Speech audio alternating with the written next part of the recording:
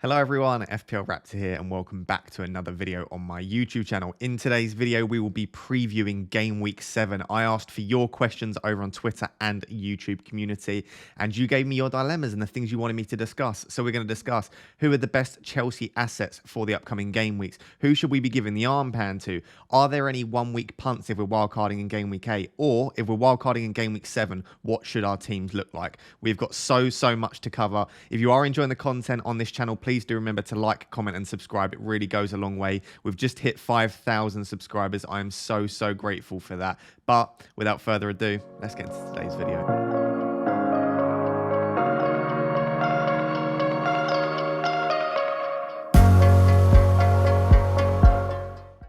Let's get straight into it then. As I said, a lot of the questions, maybe a third or maybe a quarter of the questions were all around Chelsea assets. Can you rank the Chelsea assets? Who should we be going for? Should we be going for 2? Should we be going for 3? If you were on wildcard, who would you be going for? So what I've done is I've ranked the Chelsea assets, and this is the way that I think in my mind when I'm looking at triple ups and who I should be bringing in.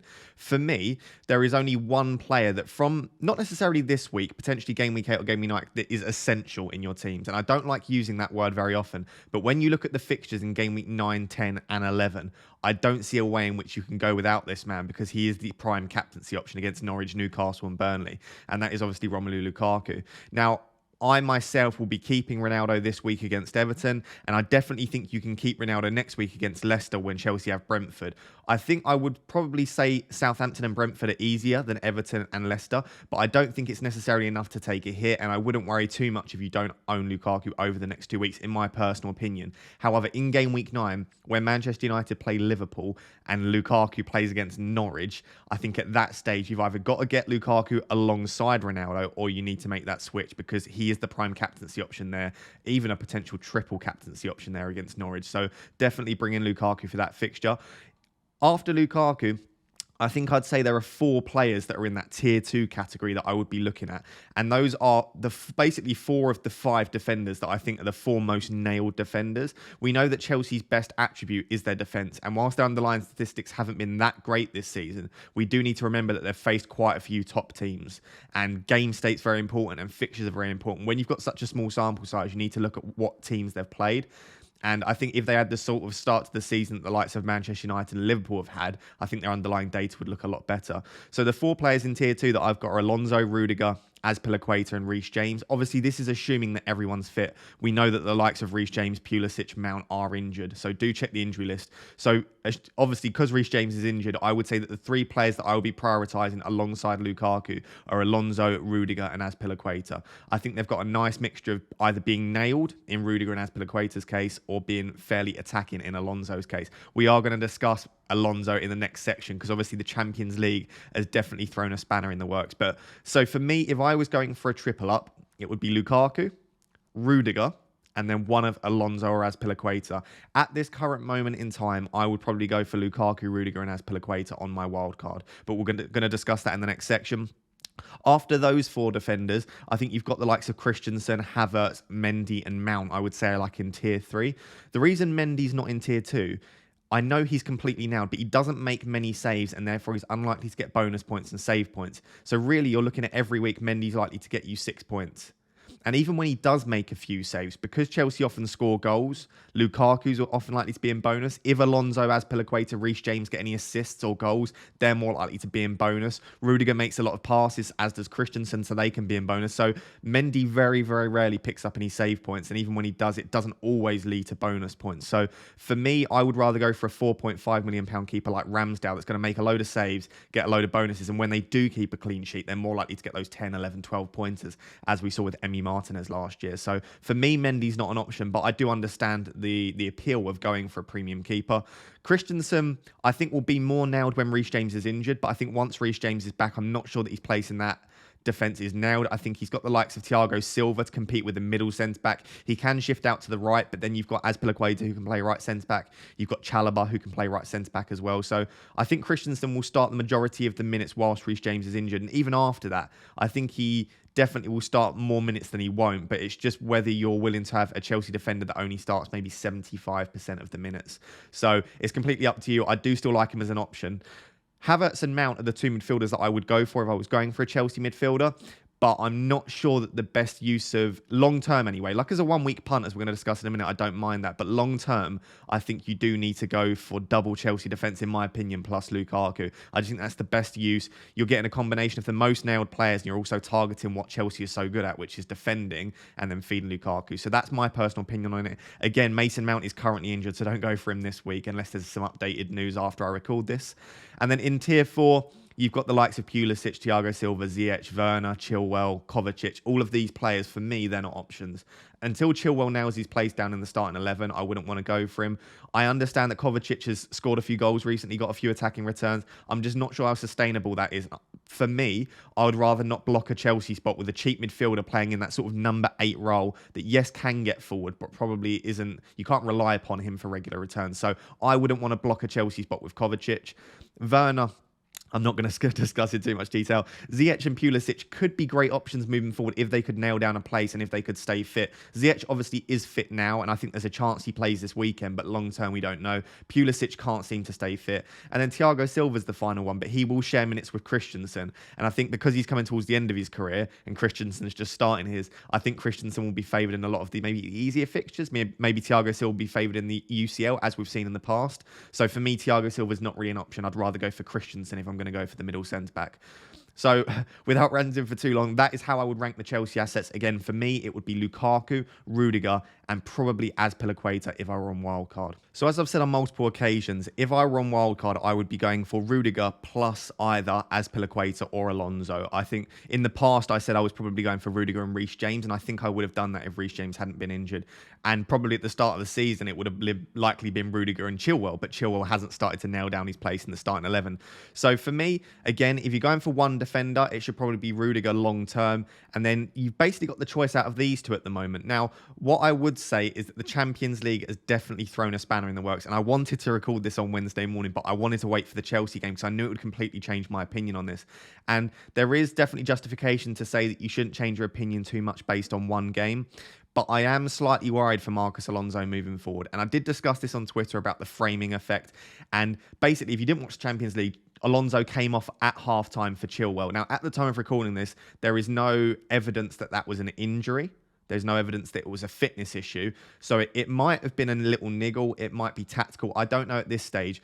But yeah, basically, I said you can frame it whichever way you want. You could say, oh, that's great. Alonso's rested for the weekend. He's got 45 minutes of rest. You could say Alonso's now a rotation risk because Chilwell's back. So it depends how you want to frame it. If you own Alonso, you'll probably frame it like, oh, he's got a rest. That's brilliant. And if you don't want to bring him in, you'll say, oh, Chilwell's back. So it's difficult to try and interpret it too much, but the fact that Alonso came off at halftime and he hasn't looked as good as he did in the first few games in the last couple, it started to look like he's starting to be exposed a little bit. He hasn't looked as great going forward as well. He still had an excellent start to the season, don't get me wrong, but a few of the Chelsea journalists basically said that might be the Alonso experiment done. I think one journalist said they think that's Alonso done with, and that Tuchel started to get a bit annoyed with him. As we saw last season, Chilwell was the favourite. So I'm not sure what's going on there. But for me, the fact that Alonso came off at halftime isn't great news for him moving forward. Azpilicueta came off at 62 minutes. And because we know how much he trusts Azpilicueta, and Azpilicueta, I think, has made something like 0 errors leading to a goal in like the last 5 seasons. It was a crazy stat, but he's so reliable. He can play right wing back and right centre back. I've maintained the same position for about 2 or 3 weeks now. Moving forward, Azpilicueta is the more nailed player than Alonso. I know so far, as you can see with the total minutes played so far, Alonso has played more minutes.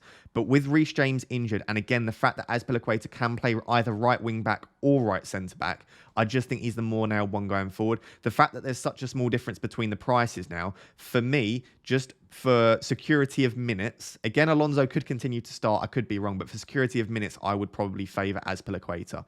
That being said, when you look at the underlying statistics, the better the underlying statistic out of the two is in orange. And obviously, if it's the worst of the two, then it's in white. And as you can see, in every single underlying statistic, Alonso comes out on top.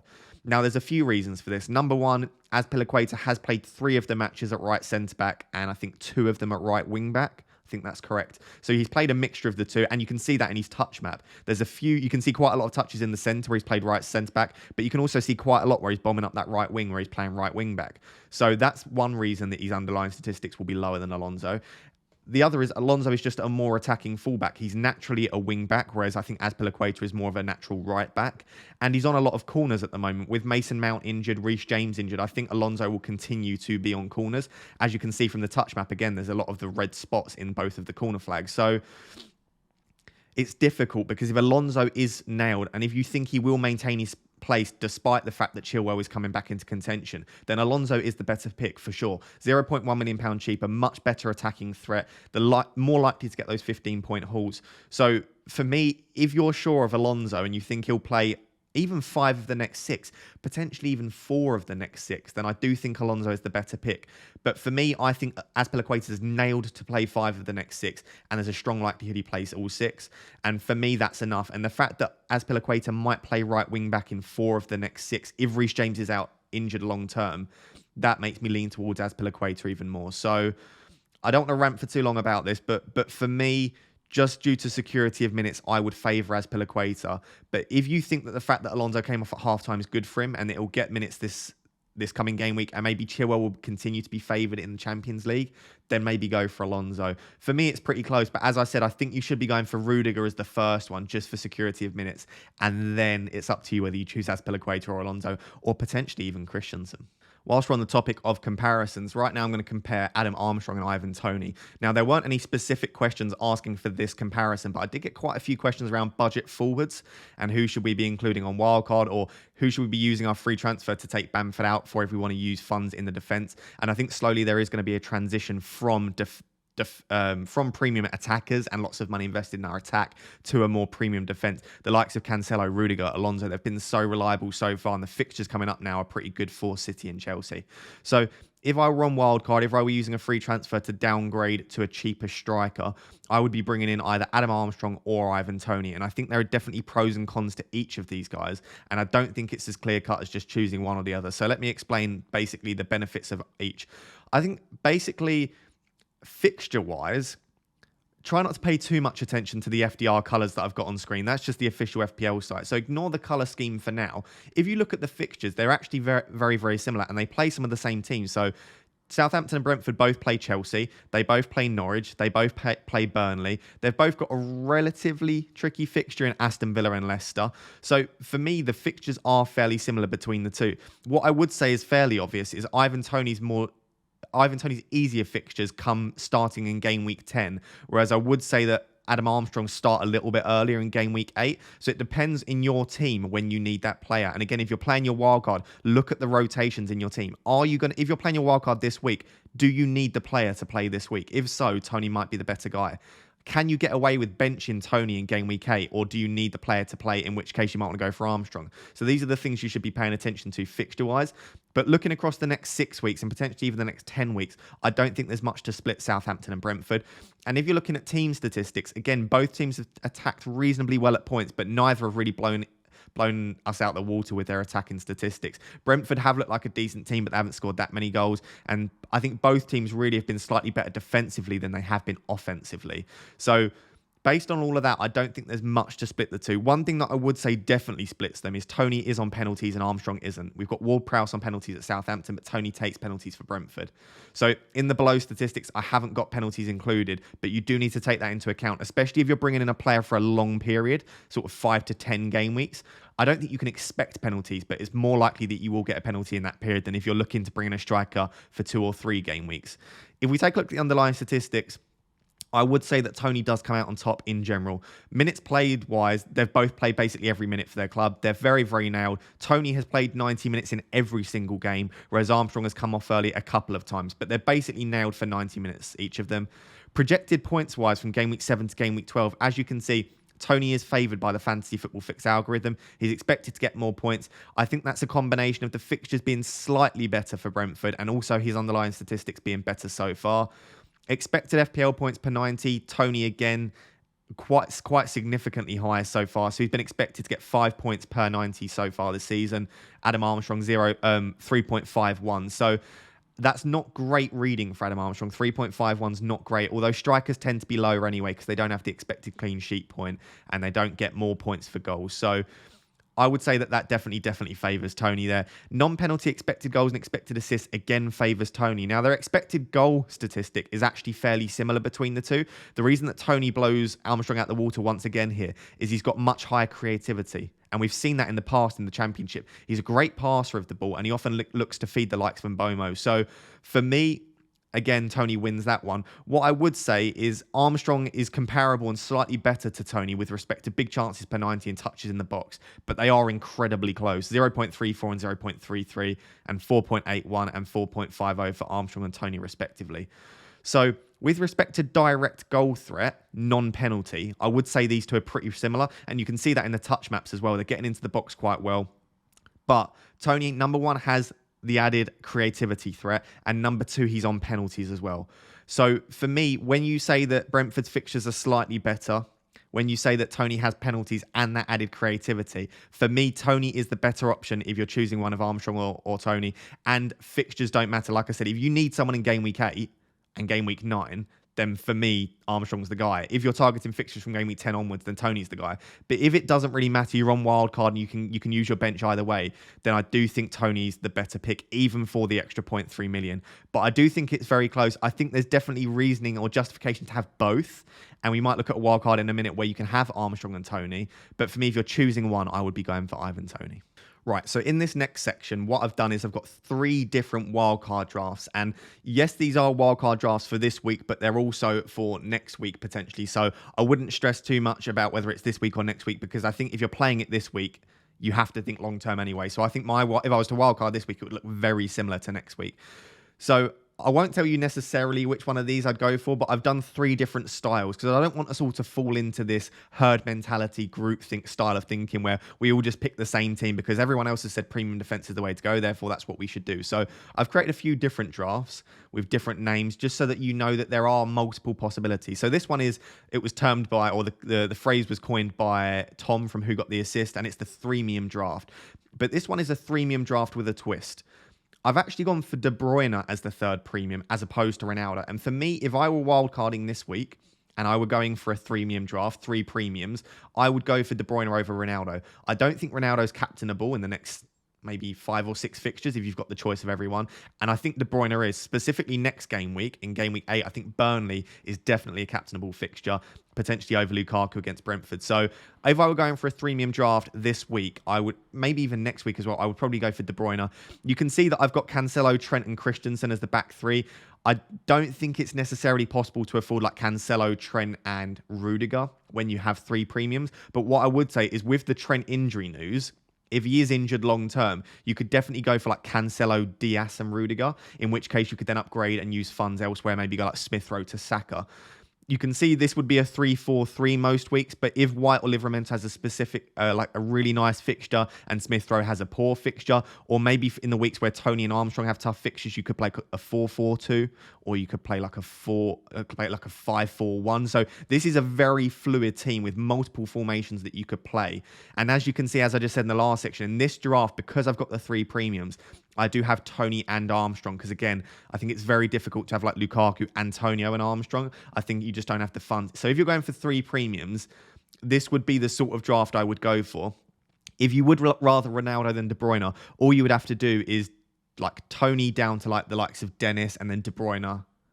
Toney to Ronaldo, sorry, and De Bruyne to someone like Mbuemo. I think that would work funds-wise. So you'd still have the Brentford player in Mbuemo, but you could have Ronaldo as well. So it is possible to get Ronaldo in a threemium draft. But for me, if I was making a threemium draft, this is what it would be like. I'm just not sure I'm a big fan. I think it leaves your team a little bit weak in too many areas. So for me, I wouldn't be going for this. But if you want 3 premiums, I'd do something along the lines of this. I know I said I wouldn't specify which of these drafts I would go for, but I will because I think that's helpful for you guys. So if I was wildcarding this week, and I'm probably wildcarding next week, this is the sort of draft I'm thinking in my mind. I've had I don't like tinkering too far in advance because things can change. And you know, I talk about plan continuation bias and anchoring bias. And I think if you come up with a really like strict plan way before the event, you can just stick with that plan because it was the original plan and you can ignore logical alternatives. So I don't like to plan too far in advance due to psychological reasons, but this is along the lines of how I'm thinking. Straight away, you can see that I know you can't play a 4-4-3. I'm just saying that this could be a 4-4-2. This could be a 4-3-3. So I've highlighted those players because the only players that I would definitely bench each week are Livramento and Brownhill. And then you have to bench one of the other players. What that does mean is you might have a benching headache some week. The reason that I've done that to have a really strong first sub each week, because you'd have to bench either probably Toney, Smith Rowe, or one of your defenders. The reason I've done that is because I've got Cancelo, potentially Alonso, Grealish. These are all rotation risks potentially in their teams. So having a strong first sub each week is absolutely pivotal. And then having Livramento as second sub with the fixture Southampton have coming up, it means that you can pick some slightly riskier players. So as you can see straight away, I've got Trent in there again. The reason I've done that is I do think that if Trent's only out for this game week, I still think he's a good option moving forward. Just because the fixtures are a little bit tougher for Liverpool, they've still got a great defence, and Trent is still one of the best assets in the game, probably the best defensive asset in the game. So I wouldn't just disregard him because he's got a slight niggle. But if he is out long term, I would probably go like Cancelo, Diaz, and then 2 Chelsea defenders. You can see for the time being, I've got Alonso in here. I created this graphic before the Chelsea game. I would probably start to lean towards Cancelo, Diaz or Trent, Azpilicueta and Rudiger if I was going for 2 Chelsea defenders now and I had the funds. So I think it would be Azpilicueta and Rudiger. The midfield 4 is fairly similar. All I've done here is I've taken out De Bruyne and I've put in Grealish. In doing that, you're saving almost 4 million. That 4 million allows you to upgrade to 2 Chelsea defenders. It allows you to upgrade from Armstrong to Antonio. So you can see that I think that this is the reason that I'm not a big fan of 3 premiums, because just by going from De Bruyne to Grealish, again, Grealish isn't as great of an option. He's probably not a captaincy option like De Bruyne is, but that allows you to not only upgrade Armstrong to Antonio, but upgrade 2 of your defenders from Christensen to Rudiger, and then from someone like Ben White to the likes of Alonso or Azpilicueta. So for me, this is a more balanced team. I would probably play most weeks. I think it would be a 4-3-3 with Smith Rowe first sub, and then potentially just rotate Smith Rowe and Toney. So one week you're playing Smith Rowe, one week you're playing Toney. But I think this is a really balanced team. I actually had a tiny bit of money left in the bank as well with this team. So I think this is balanced. I think you're thinking long term, but also attacking the fixtures coming up. I really like this. This is roughly what I would be going with. Don't worry, this is the final wildcard draft that I'm presenting today. I just want to present something slightly different. Again, I like to encourage people to think independently, and I think we do this on this channel. You'll know that I don't really get swayed by ownership. I don't really get swayed by what other people are doing.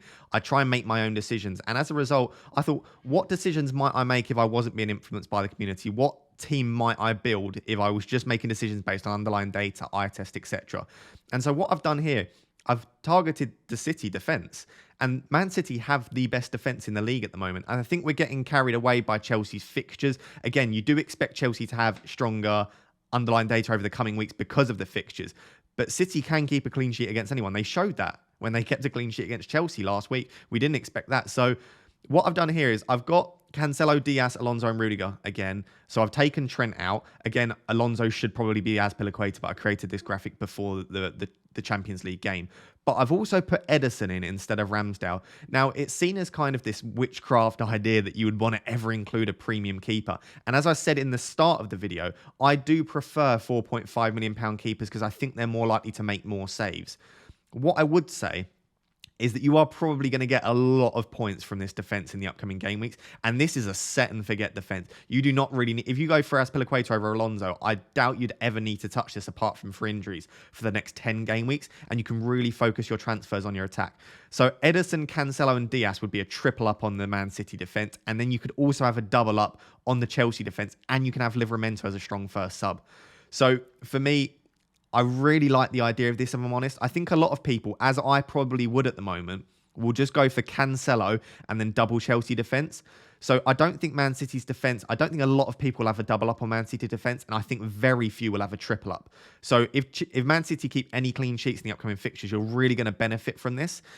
The only reason I wouldn't have done this in the past is I think you're really blocking those Man City attackers. If you go for triple Man City defence, you're going to have to use a transfer to take out Diaz or Cancelo to bring in a Grealish or a Torres. I'm just not sure that any of us are really going to want a Man City Man City attacker that much coming up. Yes, I do think Grealish and Torres are decent options, but The goals are so spread out with Man City players when they're not rotation risks as like Torres and Mahrez are, even when they're nailed like Grealish. When Man City score 4 or 5 goals, it's normally 4 or 5 different goal scorers. With Manchester United, it's always going to be Ronaldo pretty much. With Chelsea, it's likely to be Lukaku again. With Man City, it could be anyone, even like the likes of like Rodri and Fernandinho get goals. Like it's always so spread out between their attackers. And they very rarely get 90 minutes unless you're looking at the likes of De Bruyne and Grealish. So I quite like the idea of a triple City defence. And then the rest of the team is fairly similar. You've got Rafinha, Salah. This time I've gone for Gallagher and I've gone for Saka. These are just 2 different options. I just want to show you there are so many mid-priced midfielders. Antonio, Lukaku and Toney again as the front 3.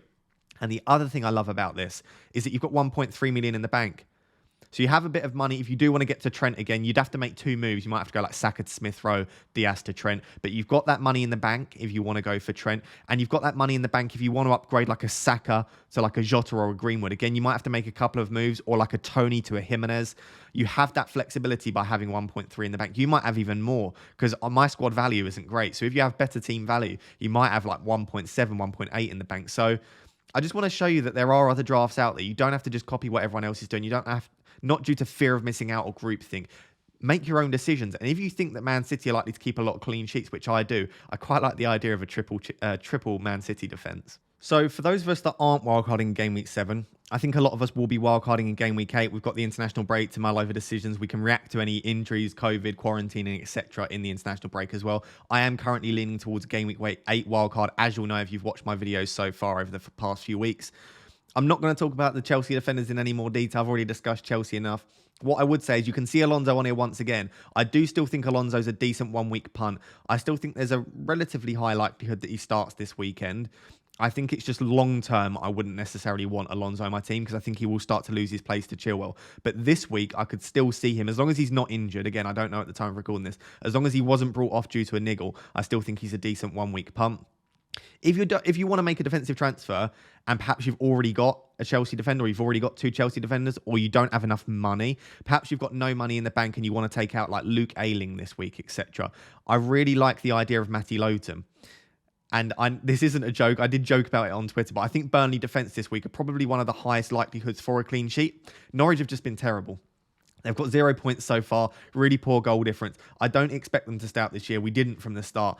They look like the fixture to target, and I think you could definitely do worse than bringing in a Burnley defender this week. Out of Lowton, Ben Mee and Tarkowski, even potentially Taylor, I don't think there's a lot to differentiate between them. What I would say is Lowton by far and away has the highest expected assist. He's the most creative of the defenders. Mee and Tarkowski obviously have the highest expected goals, and Taylor is just way down on all of them. So I think if you're going for one of the fullbacks, I would go for Matty Lowton. If you want someone that's going to keep or have the highest expected goals, have the highest goal threat, I would go for Mee or Tarkowski. The other reason that I've gone for Lowton above Mee and Tarkowski here is number one, price, but also secondly, he is highest on bonus points, baseline bonus. So if there are no attacking returns in this game, or perhaps it's a 0-0, or perhaps Burnley win 1-0, Lowton is more likely to be higher on the bonus points than Mee and Tarkowski based on the previous games. Now, obviously, if Mee or Tarkowski score a goal, they will be higher on bonus. But if none of them get any attacking returns in that defence, Lowton is relatively likely to pick up some bonus points of some kind. So I really like him as an option. You can see from his statistics, they don't blow anyone away by any means. And Burnley haven't been great defensively. It's just more so how terrible Norwich have been in attack. So I do quite like the idea of going for a Burnley defender this week. You can also see there's another Burnley man on this watch list, this 1 week punt watch list, which is Chris Wood. I think if you're going for one forward option this week and you can afford anyone outside the likes of Lukaku and Vardy, who are premium options, I do think that Chris Wood is probably the best 1 week punt. Again, you're just targeting that fixture. His underlying statistics haven't been great, but they have been fairly consistent. 0.33 expected goals and expected assists per 90 combined is okay. It's not fantastic, but most of that is through goal threat. He might be on penalties again, so I do like Chris Wood as a 1 week punt. You can see here, slightly counterintuitive, I've just said you should go for Lowton because Norwich are terrible, and I've put Teemu Pukki on this list. The reason for putting Pukki on here is sometimes you just have to, I know this sounds strange after talking about underlying statistics for this long, but sometimes you have to just ignore them and just go for a feeling. Norwich aren't going to lose every single game this year, right? And they're not going to, well, I hope they don't. I hope they pick up points at some point. This is a fixture which Norwich will look at and say, we need to win this game. right? We've got no points so far. If we are going to do anything this season, these are the fixtures we have to go all out in. So I know that isn't enough sometimes to pick up a win, but if you think Norwich are going to try and fight for their place in the Premier League, this is a fixture they will target as a fixture to win. And Burnley, again, have been pretty terrible defensively. So if you take both those things into account, I definitely think there are worse punts than Teemu Pukki this week. For me, I would probably back a Burnley clean sheet over a Teemu Pukki goal. But if you don't have the funds to go up to the likes of Chris Wood, or you want to downgrade your striker just for this 1 week so that you can bring in someone like Heung-min Son, or you can bring in two premium defenders, then I think you can do worse than Pukki. But again, that is a real punt. And you're just basically going off some sort of gut feeling there. So try and guess what you think the Burnley-Norwich score will do. I know Black Box, they do this a lot. They predict the fixtures. Predict the fixture. If you had to predict what would the Burnley-Norwich score be, predict it. If you think it's going to be 0-0 or 1-0 to Burnley, then I would prioritise Lowton over the likes of Chris Wood and Pukki. If you think Burnley are going to win 3-0, then bring in Chris Wood. If you think it's going to be like a 2-2, there'll be like loads of goals because both teams are so poor defensively, then bring in Teemu Pukki and Chris Wood. So predict how you think the game will go. I often like doing that when I'm looking at 1 week punts. But I think both Chris Wood and Pukki in their own right are decent options. You can see outside of that, I've got Havertz in there as a 1 week punt. I think I will be avoiding Chelsea midfielders. I just don't think any of them look that great. I'm not sure that any of them are nailed to start this week. And with 1 week punts, they don't need to be nailed. But I would be annoyed if I used a free transfer to bring in Havertz or Ziyech and they didn't start. They could potentially once again start in like a 3-5-2 and have Werner and Lukaku up top. I'm just not sure which of them I trust to start. If I was going for one, I think it would be Havertz because his underlying statistics are really good and he can play left wing or right wing or left inside forward or right inside forward. So I think he's more likely to start than Ziyech this week. But I've spoken to a few Chelsea fans and they seem to think that Ziyech might get the nod this week. So you have the potential to punt on a Chelsea player. And then the other two options are Watford attackers. And I've got Ismaila Sarr and Josh King. I think that Leeds still have a lot of defensive issues. They've defended poorly even when they've had their players fit. And if Luke Ayling isn't fit, that defence looks really, really weak. And whilst Watford haven't been that amazing going forward, I do think that Sarr and King are probably the two ones that I would target. Ismaila Sarr has been excellent so far this year. And Chris Wood's underlying statistics are actually really strong. They're better than Ismaila Sarr's. You can see there, he actually has the highest expected goals plus expected assists per 90 from the entire list so far. He's potentially on penalties above Ismaila Sarr. We don't actually know at this point who would take the pens. But I think if you're looking for a 1 week punt up top and you're not trusting Burnley and Norwich, which potentially rightly so you shouldn't, I like Josh King as a potential option. And I think that Leeds probably will concede in this game. So they're my 1 week punts that I'm looking at. I think if I had the choice of everyone, I would potentially be looking at maybe a Chelsea defender and then one of Sarr or King. And if you really want to attack that fixture, I do like Chris Wood and Matty Lowton as well. As I said, you've got the likes of Raul Jimenez against Newcastle. I quite like Heung-min Son against Aston Villa. So there are some other options out there. I think trust your gut feeling. But for me, I would be picking from this list and I will be picking from this list for my 1 week punts. Right, guys, let's discuss captaincy for game week 7. Who are we giving the armband to in game week 7? So as you can see in comparison to past videos, I've actually included 2 further options. Now, the reason for that is I think it's nice to give you as many options as possible. But the second reason is I hate all of the captaincy options for game week 7. And I think that's why we're finding it so difficult. I don't think it's that, wow, there are so many options for game week 7. I think that there are none, really. I don't think any of these, for me, stand out as that is the clear captaincy option for this week. And I will discuss the reasoning for that I don't think there's a clear captaincy option. As I've spoken about in past weeks, you need to think about for yourself as an individual manager, what do you give most weighting to when you're choosing your captaincy? Are you most interested in underlying statistics? Are you most interested in the strength of the team the player plays for, the attacking strength of the team? Or are you most interested in targeting the fixture? Because each week, it will depend which of those 3 you give more weighting to as to who you think is the best captaincy option. And there is no right or wrong answer when you're choosing your captain prior to the event. Obviously, after the game, you can say, well, that was the correct captaincy, but that is using outcome bias quite heavily there. So last week, Salah was playing for the best team in Liverpool. Antonio had the best fixture, and Manchester United, or Ronaldo, had the best underlying individual statistics. And last week, the best attacking team in Salah and the best fixture in Antonio won out, and Ronaldo blanked because I said Manchester United didn't look like they were clicking, and the fixture wasn't that great. So again, I wouldn't necessarily draw too many conclusions from that, but you need to think about what you give your most weighting to. So as you can see in these 2 tables, the one right up the top there, like up the top, not this one next to me, but the one up, that's individual underlying statistics. So that is looking at Ronaldo, Antonio, Lukaku, Jimenez, and Vardy, the 5 top options, in my opinion, for the coming week. This is looking at their individual underlying statistics from the first 6 game weeks per 90. If the box is bright green, that traditional FDR color for the official FPL site, if it's bright green, it means it is the best of the bunch of the 5. If it's that sort of slightly faded green, it's second. Very faded green is third or fourth. And then white, completely white box would mean that they are 5th, or they're the worst there. It's not a very scientific way to do it, but it's just that when you glance at it, you can see straight away Ronaldo and Antonio once again have the best underlying statistics of the bunch. There are some advantages for Lukaku, Jimenez, and Vardy, but as you can see, all of the top statistics are held by either Ronaldo or Antonio. And I would actually say that after Ronaldo's poor showing in the last game, especially considering Antonio has played so many more minutes than Ronaldo, the underlying statistics are in favour of Antonio. You can see non-penalty expected goals and expected assists per 90, which is quite a nice way of summarising all of it.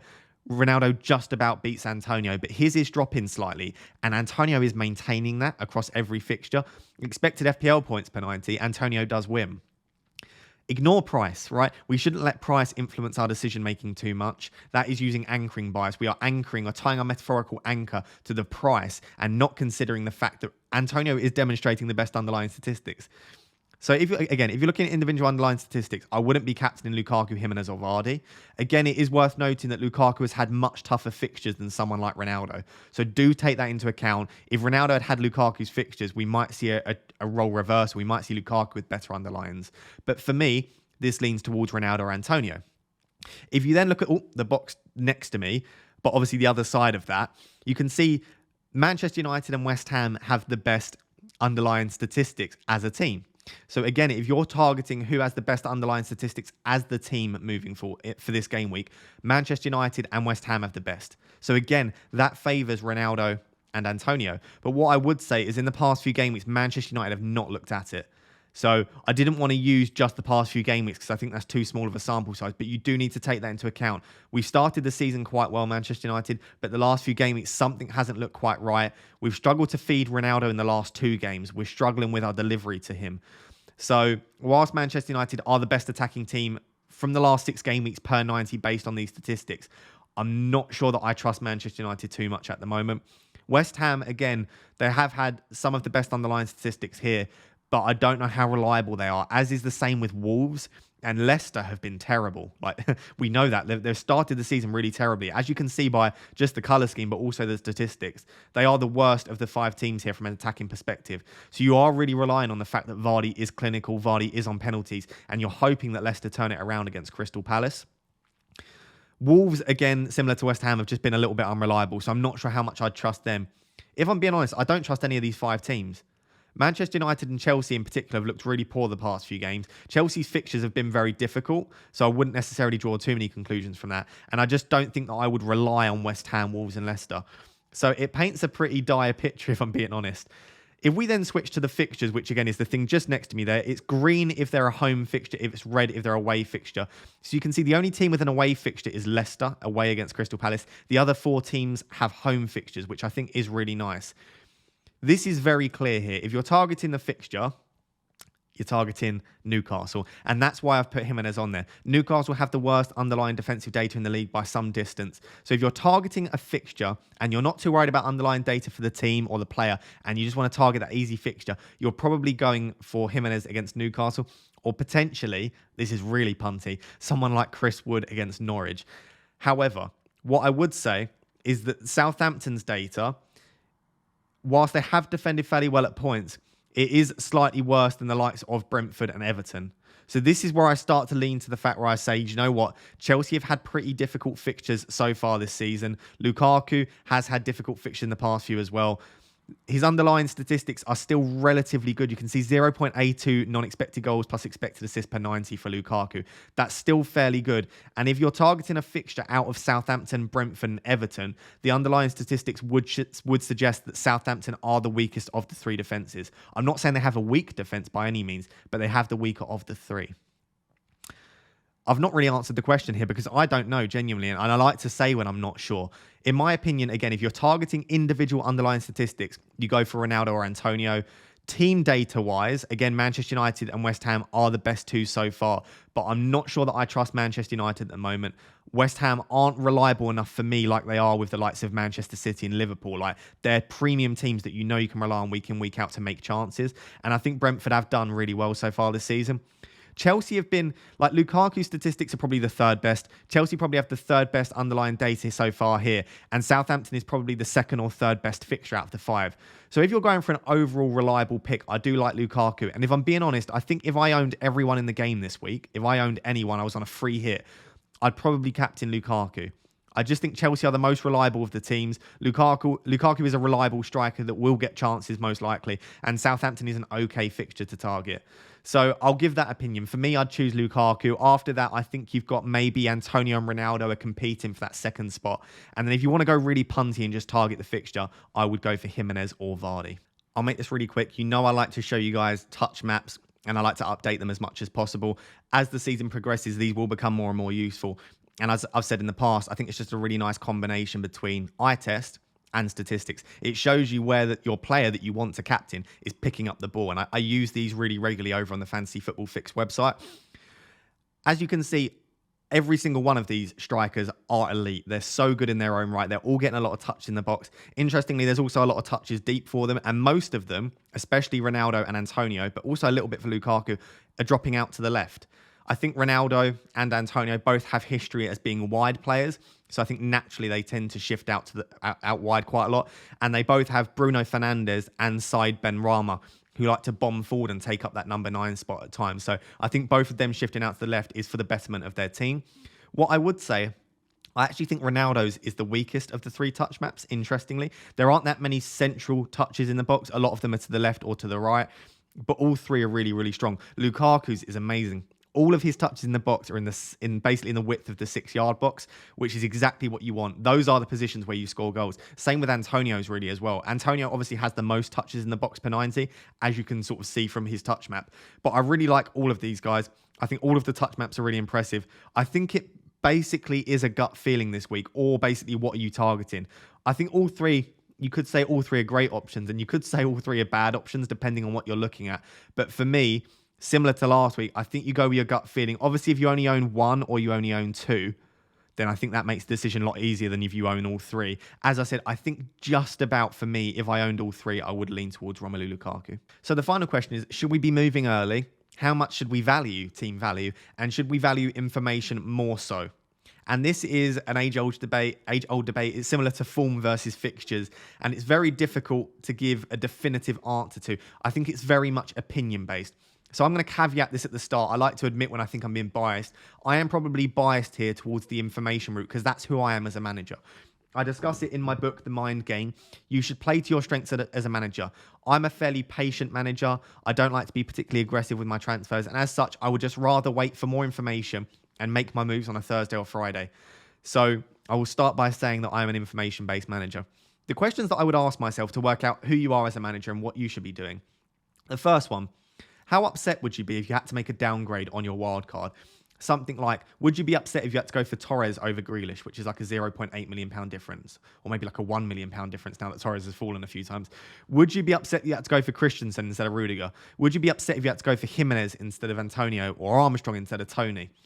Would you be upset if you had to make these downgrades? If not, if you're like, do you know what? I'd be happy to take Christensen instead of Rudiger if it meant that I get to wait each week to make my moves a little bit later. Then just do that. Right? Because realistically, by making early moves, you might gain $1 million over someone that doesn't. You might potentially gain like $1 million, 1.5 or 2. You're unlikely to gain like 4 or 5 million on top of a manager that plays seriously and brings in the right players. So for me, I would think about how upset you would be if you had to make a downgrade on your wildcard. If you'd be fairly happy doing that, I'd just potentially wait for your transfers and make them later in the week. The second question is, can your bench cover any issues if you're making an early move? So if you bring in a player early and that player gets COVID or gets injured, you're unlikely going to then want to take them out again for a hit. Can your bench cover the fact that if the player you bring in gets injured or has COVID? If you've got no bench options, I wouldn't make an early move, because what happens if that player does get injured or gets COVID or something like that? So for me, I would think about that. Next thing is, what games are happening midweek? It sort of links to the can your bench cover any issues. If the player that I want to bring in, someone like Alonso this week, has a Champions League game, surely you want to wait for that Champions League game, right? You want to wait to see what happens in that because it might put you off. It might change your opinion. Obviously, it's different. If you're going to be priced out of the move, there's definitely reasoning to move early. Like if you wanted to go from Luke Shaw to Rudiger and you had like 0.2 million in the bank and you was worried that Luke Shaw was going to fall in price and Rudiger was going to rise in price, then you might just have to move early and bite the bullet. But if you're not going to be priced out... Sorry, I think you should wait for the midweek games, right? You should wait for that extra information because it might change your opinion, which then links to the fourth and final point.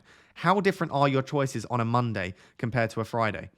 For me, often the decision I want to make on a Monday is very different to the decision I want to make on a Friday. Sometimes I've completely changed my entire course of action. Last week, I said, I'm probably going to bring in Armstrong and I'm going to play a slightly more patient long-term approach. Come the deadline, I decided to bring in Josh King, attack the next two fixtures, and wildcard in Game Week 8. That was a very different plan. If I'd have brought in Armstrong on Monday to try and avoid price rises, etc., I might have just been forced into a plan that I no longer wanted to execute. So, and potentially you could get more injuries. Potentially, I wouldn't have even made a striker transfer at all because potentially my midfielders would have been injured or a defender. I think so much can change between a Monday and a Friday. So my tip for you guys is to keep track of your decisions over the next few weeks. Write down what your decision is on a Monday. If you had to make your transfer on a Monday, what would you do? Write down what your eventual decision is on a Friday and keep track of how much they change.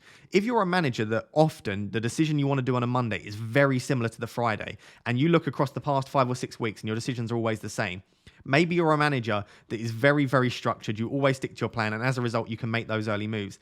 If you write down your decisions over the next 4 or 5 weeks and every decision that you make is different on a Friday to a Monday, I would question whether you should be making early transfers because potentially you're not only risking the likes of injuries, rotation, COVID, etc., but you're also risking making suboptimal decisions that you wouldn't be making close to the deadline. So I would be thinking about all of these things. For me, I don't think there's a right or wrong answer here. If someone tells you there is a right or wrong answer here, don't listen to them because they're probably being too black or white. For me, you play to your strengths as the manager, and the best way to do that is keep a track of your decisions. Finally, I just wanted to give a shout out to the absolute legends that was signed up to be a member of this channel, the Raptor Hall of Fame. We've got Nipperchan, Jordan, and Dan as Raptor 2 supporters. Thank you so much to the three of you.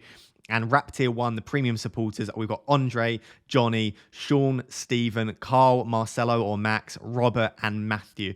I just wanted to say thank you so much to all 11 of you, in particular the 8 of you that have signed up to Rap Tier 1. I appreciate you so much. We've actually got a really cool group chat on Twitter where we chat all day, every day about football, FPL, etc.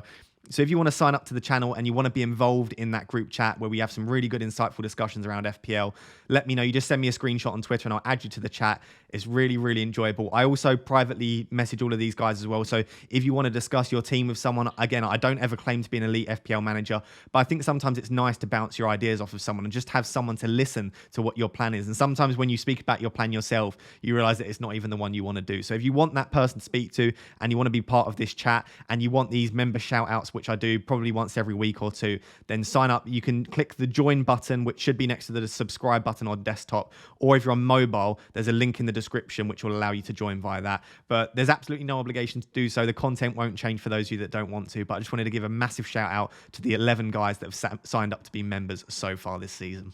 So guys, there you have it. That is the Game Week 7 preview. I'm absolutely petrified to look at the total length of this video once I've edited and processed it.